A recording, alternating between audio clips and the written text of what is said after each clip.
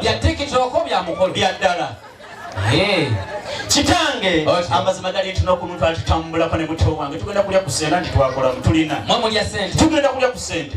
Kitange gye twasanga mwana muwala omulungi Kalaala.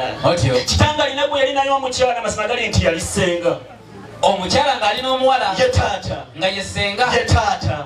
Kitange omulungi zikiriza nkutegeeze Ahmed bwe yalengera mwana muwala yayimirira yetegereza mwana muwala ye taata. Kitange bw'ati bwe yategereza mwana muwala yasembera mpola mpola.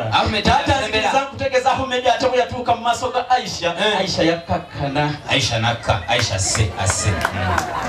Kitange nzikiriza nkutegeeze ngenda okulaba nga mutuufu Ahmed takyategeerekeka.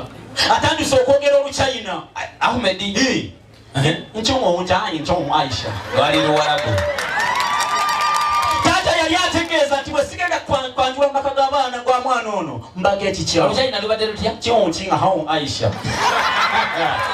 Uganda Kitange ekyamaze bali bakasiru bayimba. Tata ngenda okulaba nga ne Aisha mutuufu atandise okyusa olulimi ayogera Lungereza. Aisha omwana owange wawana ng'ayogera Lungereza atya Ahmed. Mama kirekera Queen yali tannafa.